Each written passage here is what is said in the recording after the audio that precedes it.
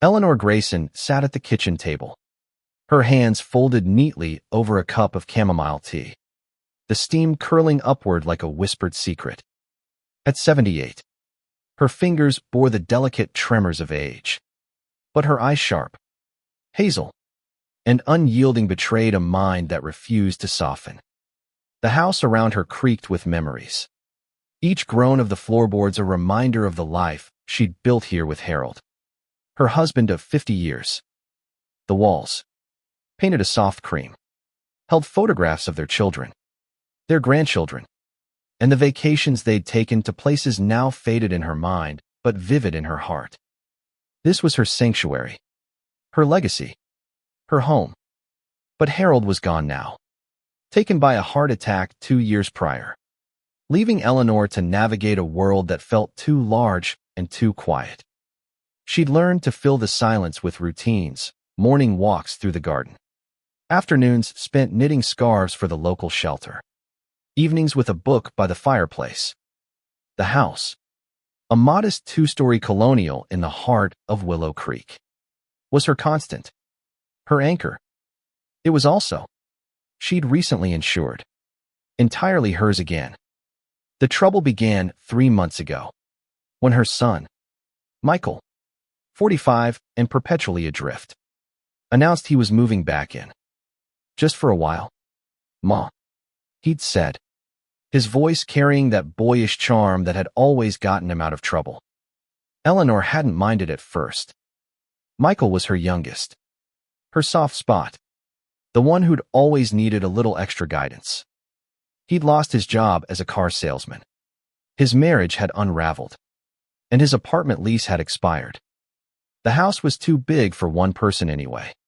She'd reasoned. She could use the company. But then came Lisa. Lisa was 32, with a laugh that grated like a fork on porcelain and a wardrobe that seemed designed to test Eleanor's patience. Michael had introduced her as his partner one evening. Her arm looped possessively through his as they stood in the foyer. Eleanor had smiled politely, but her gut twisted.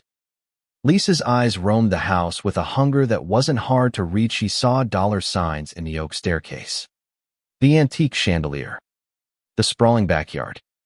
Eleanor had seen that look before, in real estate agents and distant cousins who'd circled after Harold's death, sniffing for an inheritance. Ma, Lisa's gonna stay with us for a bit, Michael had said, casual as if he were suggesting pizza for dinner.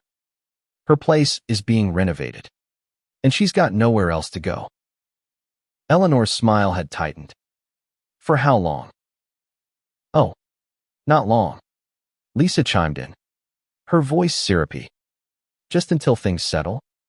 You've got such a lovely home, Eleanor. It's so spacious. Eleanor had nodded, her instincts screaming. She'd spent a lifetime protecting what was hers, first as a young mother stretching every dollar, then as a widow guarding her independence. She wasn't about to let a stranger, even one tied to her son, disrupt the life she'd fought to preserve. That night, alone in her bedroom, Eleanor had pulled a folder from her nightstand. Inside were documents she'd prepared months earlier, after a conversation with her lawyer friend, Margaret. Harold had left the house and their savings in both their names.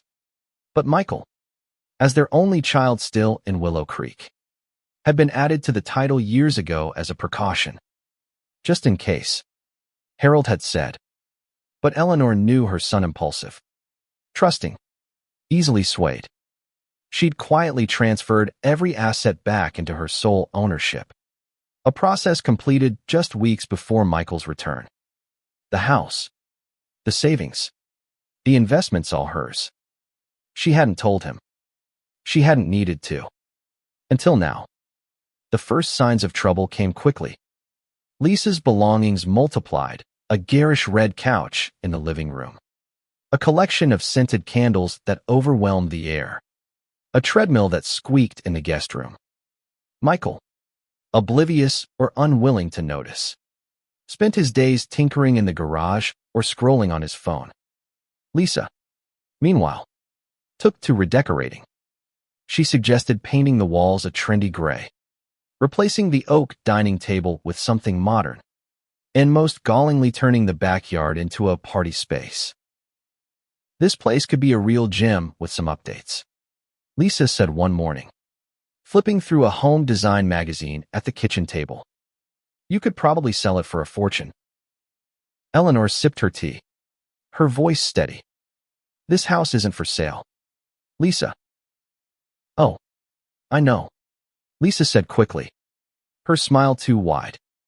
I just mean, hypothetically, real estate's hot right now. Michael and I were talking. And Michael and you. Eleanor's tone was calm, but her eyes pinned Lisa like a butterfly to a board. What does Michael have to say about my house? Lisa faltered, then laughed. Oh, nothing serious. Just dreaming. You know.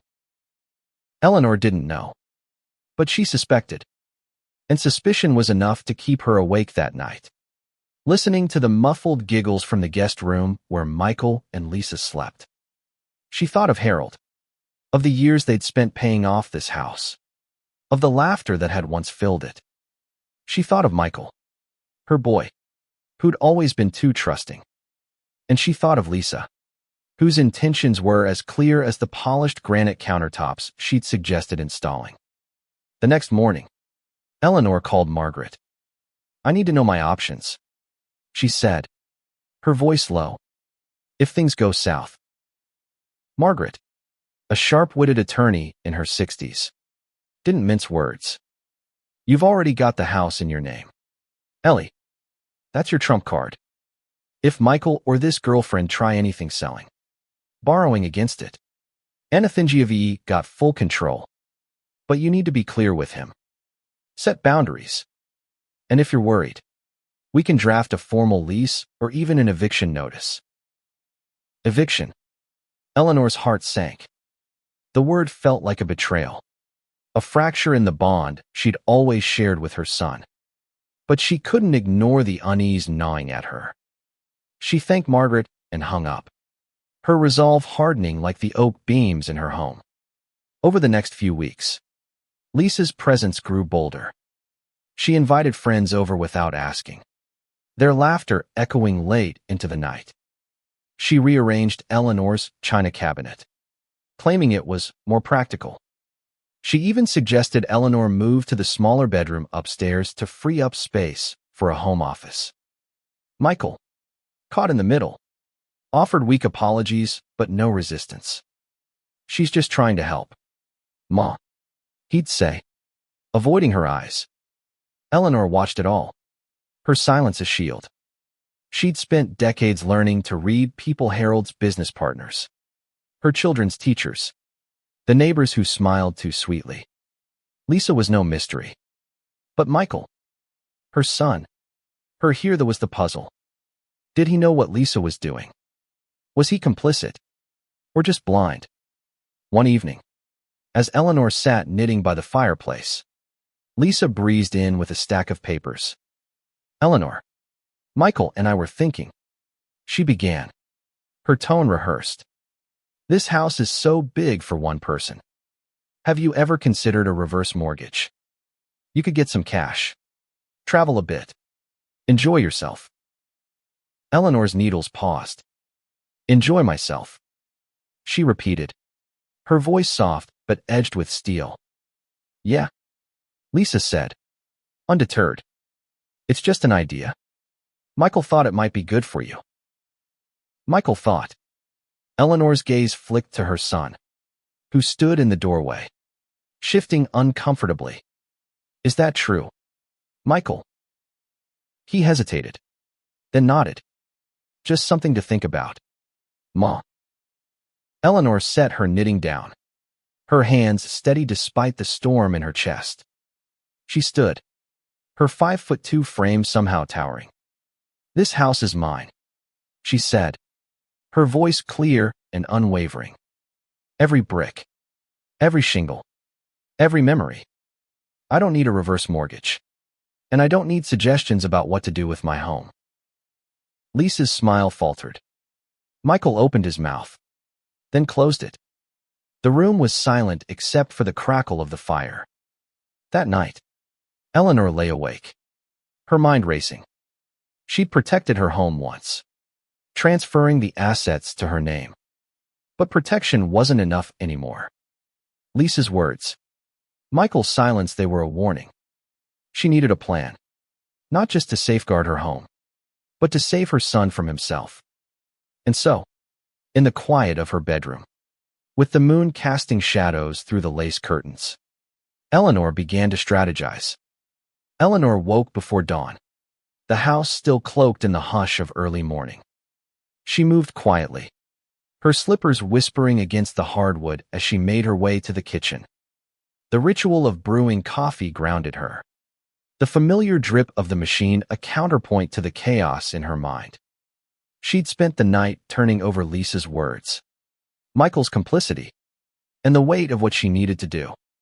This wasn't just about a house site, it was about trust, legacy, and the fierce love she still carried for her son, even when he seemed determined to break her heart. By the time the sun rose, painting the kitchen in soft gold, Eleanor had a plan.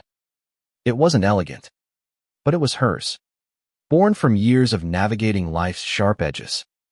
She'd start with a conversation, not a confrontation. Not yet. She needed to understand Michael's mind, to see if he was lost to her or just lost in Lisa's orbit. Michael shuffled into the kitchen at 8. His hair mussed, his eyes heavy with sleep. Lisa was still upstairs, no doubt scrolling through her phone or planning her next improvement to Eleanor's home.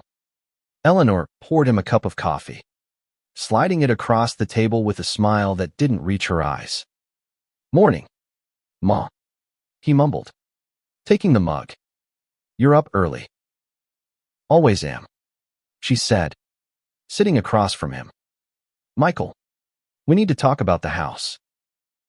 He stiffened, his fingers tightening around the mug. What about it? Eleanor leaned forward, her voice gentle but firm.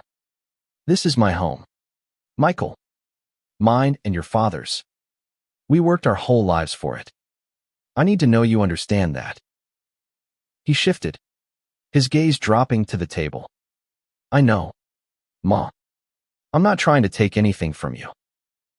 Then why are you letting Lisa talk about reverse mortgages and selling? Her words were soft, but they landed like stones. Michael's face flushed. She's got ideas. You know, she's trying to help us. Help you.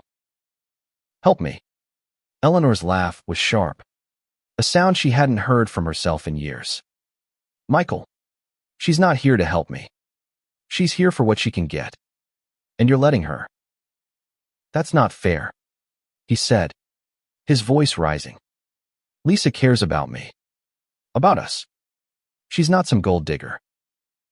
Eleanor's heart ached at the defensiveness in his tone, the same tone he'd used as a teenager when she'd caught him sneaking out. But she pressed on. Then why does she keep pushing to change my home? Why is she talking about money that isn't hers? Michael opened his mouth, then closed it, his jaw tight.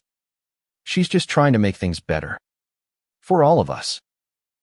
Eleanor studied him, searching for the boy who'd once run to her with scraped knees and broken dreams. He was still there, she thought, buried under years of bad choices and a woman who knew exactly how to pull his strings. Michael, she said softly, I love you. But this house is mine. And I won't let anyone, not Lisa, not even you, take it from me. He looked away, his silence louder than any argument. Eleanor stood, her coffee untouched, and left him at the table. She had her answer. Michael wasn't ready to hear her. Not yet. But she wasn't done trying. The days that followed were tense, the air in the house thick with unspoken words. Lisa, sensing the shift, doubled down on her charm. She complimented Eleanor's cooking, offered to help with chores, even suggested they all go to a local craft fair. Eleanor saw through it, but she played along, her smiles polite, her words measured. She needed time to execute the next part of her plan. She called Margaret again, this time to draft a formal agreement. I want Michael and Lisa to sign something, she told her friend. A document that makes it clear they're guests in my home, not co-owners. And I want it ironclad. Margaret's voice crackled with approval. Smart move. Ellie, I'll have it ready by tomorrow. But you know this might cause a fight. I know, Eleanor said, her voice steady. But I'm not losing my home. The agreement was simple. Michael and Lisa could stay for 3 months, rent-free, provided they respected Eleanor's ownership and made no changes to the property without her consent. Any violation would result in immediate eviction. Margaret added a clause about the house's title, emphasizing that it was solely in Eleanor's name, with no claim available to Michael unless explicitly granted in her will. When Eleanor presented the document to Michael that evening, his face paled. Ma, what is this? You don't trust me. It's not about trust, she said, her voice calm but unyielding. It's about clarity. This house is mine. I need you to understand that. Lisa, hovering nearby, snatched the paper from Michael's hand. Her eyes scanned it, narrowing with each line. This is ridiculous, she snapped. You're treating us like tenants. You are tenants, Eleanor said, her tone even. Guests, if you prefer. But this is my home, and I decide who stays and how. Lisa's face flushed, her mouth opening to argue. But Michael put a hand on her arm. Let's just sign it. Lisa, he said quietly. It's Ma's house. Eleanor watched as they signed, her heart a tangle of relief and sorrow. She'd drawn a line, but it felt like a wound. Michael avoided her eyes as he handed the paper back, and Lisa stormed upstairs, her heels clicking sharply. The house felt colder that night, the silence heavier. But Eleanor wasn't done. She knew Lisa wouldn't stop, and Michael's loyalty was wavering. She began to gather evidence, photos of the changes Lisa had made, receipts for items she'd bought and claimed as household expenses, even notes from their conversations. She stored them in a locked box under her bed, a habit she'd learned from Harold, who'd always said, document everything. Ellie, you never know when you'll need proof. One afternoon, while Michael was out job hunting and Lisa was at a yoga retreat, Eleanor invited Margaret over. They sat in the garden, the scent of roses mingling with the summer air. I'm preparing for a fight, Eleanor admitted, her voice low. If Lisa pushes, I need to be ready. Margaret nodded, her eyes sharp. You're doing the right thing. But you need to talk to Michael again. Alone. He's your son. Ellie, he's not the enemy. Eleanor sighed, her gaze drifting to the rose bushes she and Harold had planted decades ago. I know, but he's not listening. And I can't lose Heimer this house. That evening, Eleanor found Michael in the garage, tinkering with an old radio. She sat on a stool nearby, her hands folded in her lap. Michael, she began, I need you to hear me. Really hear me. He looked up, his eyes wary. I'm listening, Ma. This house is more than walls and a roof, she said, her voice thick with emotion. It's your father's laughter, your sister's first steps, the Christmases we spent together. It's everything we built. I won't let anyone take that from us. Not even you. Michael's face softened, a flicker of the boy she knew shining through. I don't want to take anything, Ma. I want a fresh start. With Lisa. Eleanor nodded, her heart aching. I want that for you too. But not at the cost of what's mine. Promise me you'll think about that. He nodded, his eyes dropping to the radio. I promise. Eleanor left him there, her steps heavy. She'd planted a seed, but she wasn't sure it would grow. Lisa's influence was strong, and Michael's heart was weak. But Eleanor had fought for her family before through Harold's illness, through financial struggles, through grief. She'd fight again, for her home and for her son. And she'd win. The summer stretched on, heavy with heat and heavier with tension. Eleanor moved through her days with quiet purpose, her routines a shield against the growing unease in her home. She tended her garden, knitted for the shelter, and kept her locked box of evidence updated. But the house no longer felt like hers alone. Lisa's presence was a constant intrusion, her laughter too loud, her suggestions too bold, her eyes too calculating. Michael, caught in the middle, grew quieter. He spent more time in the garage, avoiding both Eleanor and Lisa. Eleanor watched him, her heart torn between love and frustration. She wanted to shake him, to demand he see Lisa for what she was.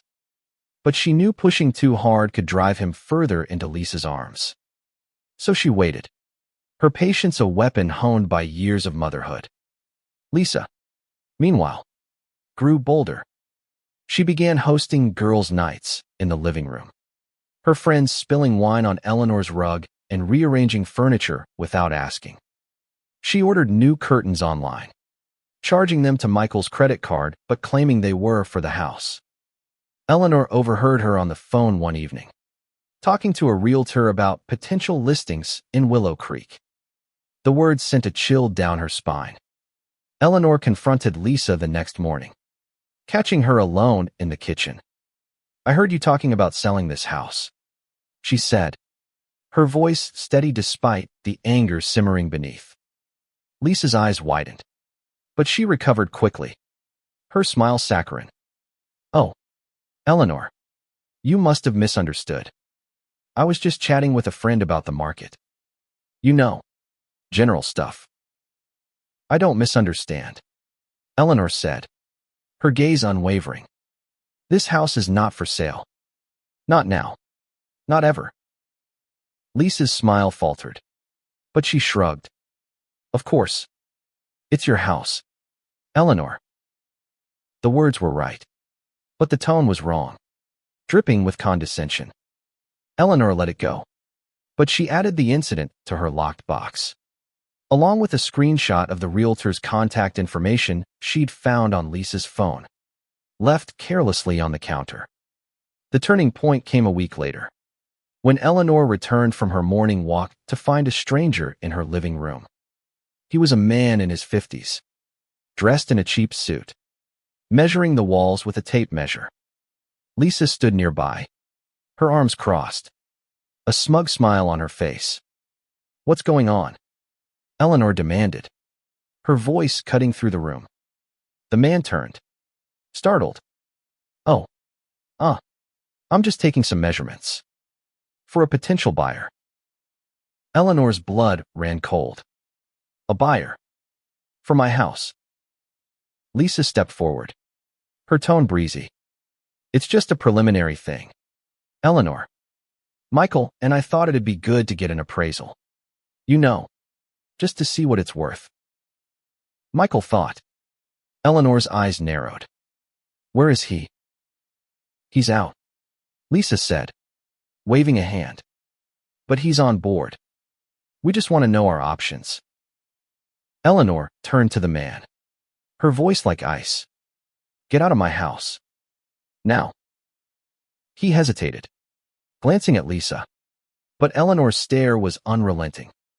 He gathered his tools and left without a word.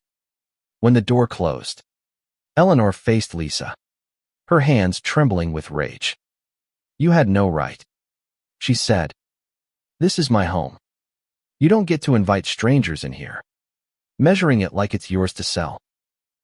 Lisa's facade cracked, her voice rising. "You're being unreasonable. This place is too big for you. Eleanor, you're not getting any younger. Michael and I are just trying to help you plan for the future." "Plan for my future?" Eleanor's laugh was bitter. "You mean your future? Don't think I don't see what you're doing. Lisa, you're not fooling me." Lisa's face reddened. But before she could respond, Michael walked in, his arms full of grocery bags. He froze, sensing the tension. What's going on? Eleanor didn't take her eyes off Lisa. Your girlfriend invited a realtor into my home to measure it for a sale. Without my permission. Michael's jaw dropped. Lisa, what the hell? It was just an appraisal. Lisa snapped, turning to him. You said you wanted to know what the house was worth. I said maybe we could talk about it. Michael said, his voice tight. Not go behind Ma's back. Eleanor watched the exchange, her heart pounding. Michael's anger was real, but it wasn't enough. He'd let this happen, whether by negligence or design. She stepped forward, her voice low. Michael, I want her out. She's crossed a line. Lisa's eyes widened. You can't do that. Michael, tell her. Michael looked between them, his face a mask of conflict. Ma, she didn't mean. She meant every bit of it. Eleanor cut in. And you let her. I've had enough. You both signed the agreement. You know the terms. The room fell silent, the weight of her words settling like dust. Lisa stormed out, slamming the door behind her. Michael stood frozen, his eyes on the floor. Ma, I'm sorry, he whispered. I know, Eleanor said, her voice softening. But sorry doesn't fix this. You need to decide where you stand. Michael, with me, or with her? He didn't answer, and Eleanor didn't push. She'd said what needed saying. Now it was his move. That night, Eleanor sat by the fireplace, her knitting untouched. She thought of Harold, of the strength he'd always seen in her. You're tougher than you look, Ellie, he'd say, his eyes twinkling. She needed that toughness now, more than ever. She pulled out her locked box, adding notes about the realtor incident, her resolve hardening with each word. The next day, she called Margaret. I need to prepare for eviction, she said, just in case.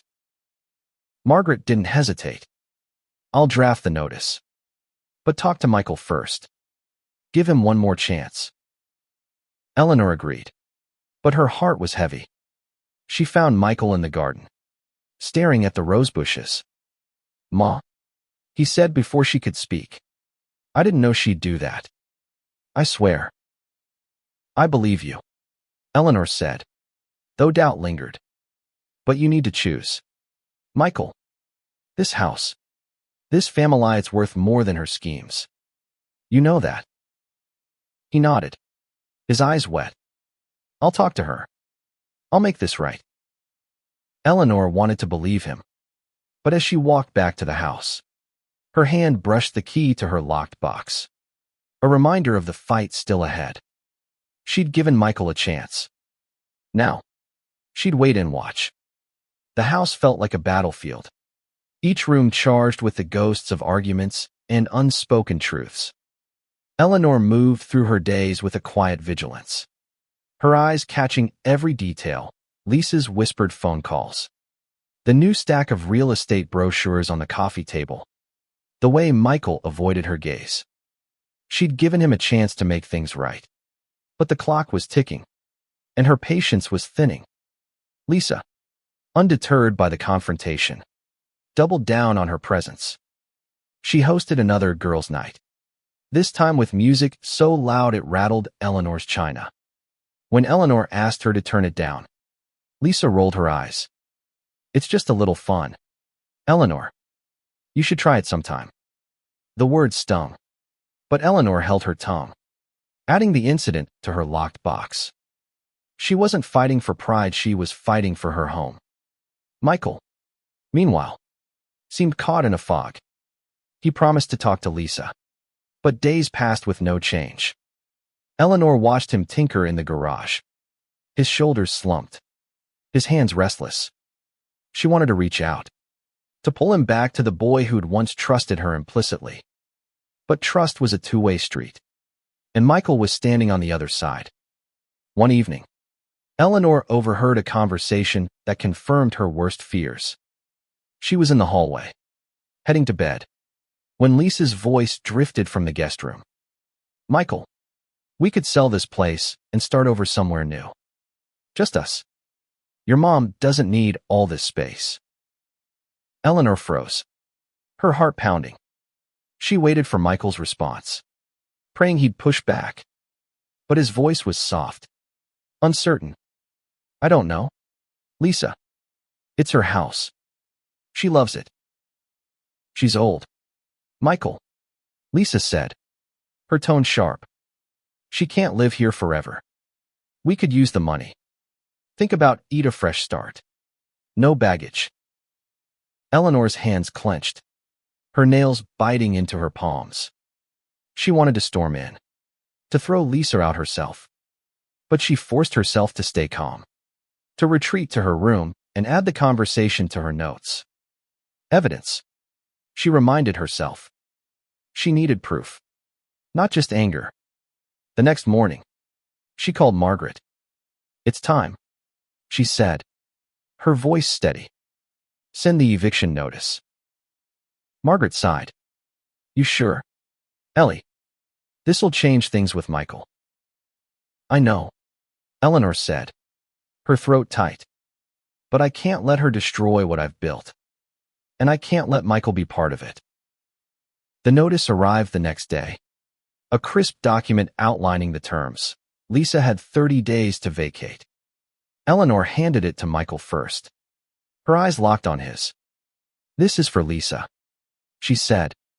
"She's gone too far. Michael, you can stay, but she can't."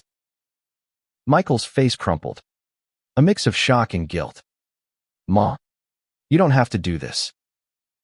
"Yes, I do," she said, her voice firm. "I've given you both time. I've given you trust. She's betrayed it, and you've let her. I'm protecting our home." He took the notice, his hands shaking. "I'll talk to her," he said, but his voice lacked conviction. Lisa's reaction was explosive. She stormed into the kitchen, waving the notice like a flag. "This is outrageous," she shouted. "You can't kick me out. Michael, tell her." Michael stood silent, his eyes on the floor. Eleanor faced Lisa, her posture unyielding. "You signed the agreement," she said. "You broke it. You have 30 days. Lisa's face twisted with rage. "You'll regret this," she spat, then turned to Michael. "Are you going to let her do this to me?" Michael hesitated, then looked at Eleanor. "Ma, can we talk about this?" "There's nothing to talk about," Eleanor said. "This is my home. My rules." Lisa stormed out, slamming doors in her wake. Michael lingered, his eyes pleading. "Ma, I love her." Eleanor's heart broke, but her resolve held. "I love you, Michael. But love doesn't mean letting someone take what's ours. You need to decide what matters more." He left without a word, and Eleanor felt the weight of her decision settle over her. She'd drawn a line, and it might cost her son. But she couldn't back down, not now. Not ever. The next 2 weeks were a storm of tension. Lisa made a point of being as disruptive as possible, blasting music, leaving dishes in the sink, even accidentally breaking one of Eleanor's cherished teacups. Eleanor documented it all, her locked box growing heavier with each incident. Michael tried to mediate, but his efforts were half-hearted, torn between loyalty to his mother and his feelings for Lisa. Eleanor leaned on Margaret for support, their conversations a lifeline. "You're doing the right thing," Margaret said one afternoon over tea. "But it's not easy. How are you holding up?" Eleanor sighed, her hands wrapped around her mug. "I feel like I'm losing him, but I can't let her win." "You're not losing him," Margaret said. "You're fighting for him." He'll see that. In time. Eleanor nodded, but doubt gnawed at her. She spent her evenings in the garden, tending the roses, whispering to Harold's memory. I'm trying. Love, she said to the night air. I'm trying to keep us whole. The 30th day arrived, and Lisa showed no signs of leaving. Eleanor had prepared for this, her resolve steeled by weeks of defiance. She called Margaret, who arrived with a sheriff's deputy. The sight of the uniform in her living room felt surreal, a violation of the peace she'd fought to maintain. But it was necessary. Lisa's face was a mask of fury as the deputy handed her the final notice. This isn't over, she hissed. Her eyes locked on Eleanor. You'll see. Michael stood by, his face pale. Ma, please, he whispered. Eleanor shook her head. It's done. Michael. Lisa left that afternoon, her belongings packed in a flurry of slammed doors and muttered curses. Michael helped her load the car, his movements slow, his eyes avoiding Eleanor's. When the car pulled away, he turned to her, his voice breaking. I'm sorry, Ma. I know, she said, her voice soft but firm. But you need to decide what you want. Michael, this house, this family, it's yours too. But only if you respect it. He nodded, tears in his eyes, and walked back to the garage. Eleanor watched him go, her heart heavy but unbroken. She'd won this battle, but the war for her son's heart was far from over. The house was quiet again, but it wasn't the same. Lisa's absence left a void, not of peace, but of questions. Eleanor moved through her routines, gardening, knitting, reading, but the silence felt heavier, tinged with the ache of Michael's distance. He stayed in the house, but he was a shadow, spending hours in the garage or out looking for work. When he spoke to Eleanor, his words were clipped, his eyes guarded. She'd saved her home, but at what cost? Eleanor leaned on her routines to keep her grounded. Each morning, she walked through the garden, clipping roses and whispering to Harold's memory. I did what I had to, she told him one morning, her fingers brushing a bloom. But I don't know if I've lost him. She kept her locked box updated, though the need for evidence felt less urgent now. Lisa was gone, but Eleanor wasn't naive. She knew trouble could return. She called Margaret weekly, updating her on Michael's mood. The house is quiet. Her own resolve. You're stronger than most. Ellie, Margaret said. But give him time. He's hurting. But he's still your son. Eleanor tried. She left Michael's favorite cookies on the counter, invited him to join her for tea, even suggested they watch one of his old favorite movies. He declined each offer, his smiles forced, his excuses vague. I'm just busy, Ma, he'd say, retreating to the garage. One evening, Eleanor found a letter tucked under her door. It was from Michael, written in his messy scrawl. Her heart raced as she opened it, fearing another betrayal. But the words were raw, unguarded. Ma, I'm sorry. I didn't see what Lisa was doing until it was too late. I thought she loved me, but I think she loved the idea of this house more. I don't know how to fix this, but I don't want to lose you. I'm trying to figure things out. Please don't give up on me. Eleanor's eyes stung as she read the letter again, her fingers tracing his words. It wasn't a resolution, but it was a start. She tucked the letter into her locked box, not as evidence, but as a reminder of the boy she still believed in. The next morning, she found Michael in the kitchen, sipping coffee. He looked up, his eyes softer than they'd been in weeks. Ma, he said, can we talk? She nodded, sitting across from him. Always. Michael. He took a deep breath, his hands wrapped around the mug. I messed up. I let Lisa get in my head. I thought I could have something new. Something good. But I didn't see how much I was hurting you. Eleanor reached across the table, her hand resting on his. You're my son, Michael. I'll always love you. But you need to learn to see people for who they are, not who you want them to be. He nodded, his eyes wet. I know. I'm trying. I broke it off with Lisa last night. She's gone for good. Eleanor's heart lifted, but she kept her voice steady. I'm proud of you for that. But it's not just about Lisa. It's about you. Michael, what do you want? He looked around the kitchen, his gaze lingering on the photos on the wall. I want to be here. With you. I want to make things right. Eleanor smiled, her first real smile in weeks. Then let's start there. The days that followed were tentative, like the first steps on a healing wound. Michael began helping with chores, mowing the lawn, fixing a leaky faucet. He joined Eleanor for tea one afternoon, their conversation halting but genuine. Eleanor felt the house slowly becoming hers again, not just in ownership, but in spirit. She invited Margaret over to share the news, and they sat in the garden, the roses blooming brightly. He's coming back to you, Margaret said, her eyes warm. You fought for him, Ellie, and you won. Not yet, Eleanor said, her gaze on the house.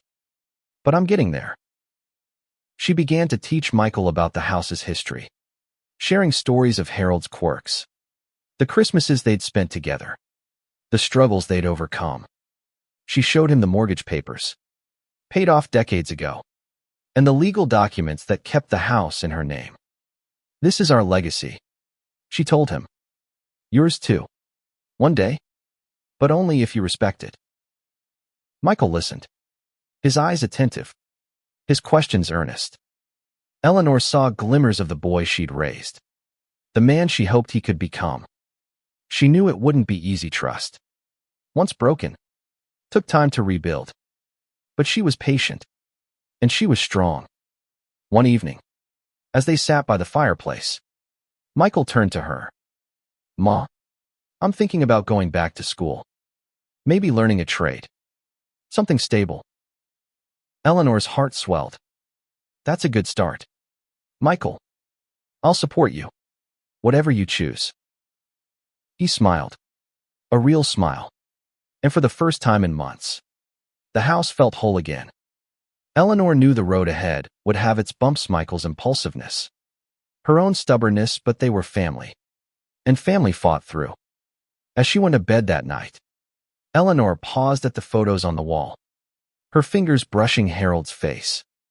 We're okay, she whispered. We're going to be okay. Fall arrived in Willow Creek, painting the trees in hues of amber and crimson. Eleanor's garden glowed under the autumn sun, the roses giving way to chrysanthemums she'd planted with Michael's help. The house, once a battleground, was settling back into its rhythm, a sanctuary reclaimed. Eleanor felt the change in her bones, a quiet peace that had been missing for too long. Michael was different now, not transformed overnight, but growing. He enrolled in a carpentry program at the local community college, his evenings spent poring over textbooks instead of his phone. He helped Eleanor with the house, repainting the porch, fixing creaky floorboards, even restoring the china cabinet Lisa had rearranged. Each task was a step toward rebuilding trust, a bridge between mother and son. Eleanor watched him closely, her heart a mix of pride and caution. She'd forgiven him, but she hadn't forgotten. The locked box stayed under her bed, a reminder of the fight she'd won and the vigilance she'd maintained. She shared more stories with Michael, not just about the house, but about life, her struggles, her triumphs, the love that had carried her through. This house isn't just a place, she told him one evening, sitting at the kitchen table. It's a promise. To your father. To me. To you. Michael nodded, his eyes serious.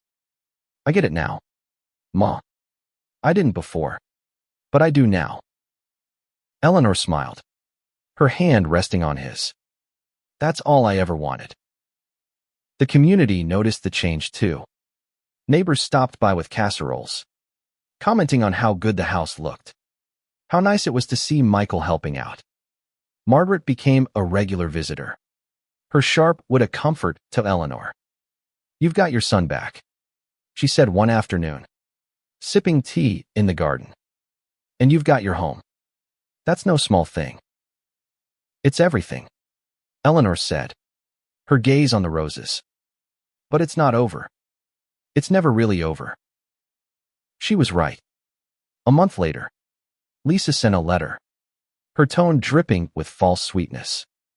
She apologized for misunderstandings and asked to meet, claiming she wanted to make amends. Eleanor read it with a raised eyebrow, then handed it to Michael. What do you think? She asked. Michael's face hardened. She's fishing, Ma. Probably wants something. I'm done with her. Eleanor nodded, pride swelling in her chest. Good. But we'll keep an eye out, just in case. She burned the letter in the fireplace, the flames curling around Lisa's words. It felt like a cleansing, a final severing of the threat she'd posed. Michael watched, his jaw set, and Eleanor knew he was with her, fully this time. As winter approached, Eleanor began planning for the future. She met with Margaret to update her will, ensuring the house would pass to Michael only under strict conditions, respect for its history, a commitment to its care. She included provisions for her grandchildren, for the shelter she knitted for the community that had supported her. I want this house to mean something, she told Margaret. Not just for me, but for everyone it touches. Margaret smiled. It already does. Ellie, you've made sure of that. Christmas came, and the house glowed with lights and laughter. Michael helped decorate, stringing garland along the staircase, setting up the tree in the living room. Eleanor baked cookies, the kitchen filled with the scent of cinnamon and love. They invited neighbors, Margaret, even some of Michael's classmates from the carpentry program. The house felt alive again, its walls echoing with joy instead of tension. On Christmas Eve, Michael gave Eleanor a gift, a small wooden box he'd carved himself, etched with roses to match the garden. For your keepsakes, he said, his voice shy. I know you've got that lockbox under your bed. Thought you might like something nicer. Eleanor's eyes welled as she opened it, her fingers tracing the delicate carvings. It's beautiful, Michael. Thank you. He hugged her. A real hug, the kind she hadn't felt since he was a boy. I'm sorry for everything, Ma. I'm going to make you proud. You already do, she said, her voice thick with emotion. That night, as the fire crackled and the snow fell outside, Eleanor sat by the window, her new box in her lap. She thought of Harold, of the life they'd built, of the battles she'd fought to protect it. She thought of Michael, her son, who was finding his way back to her. And she thought of the house, her constant, her legacy, standing strong against every storm. She opened the box, placing Michael's letter inside, alongside a photo of her and Harold on their wedding day. The house was hers, wholly and completely, but it was also theirs, hers and Michael's. A bond forged through struggle and love. She'd fought for it, and she'd won. Not just the house, but her son, her peace, her future. As the clock struck midnight, Eleanor whispered to the quiet house. We did it. Harold, we're home.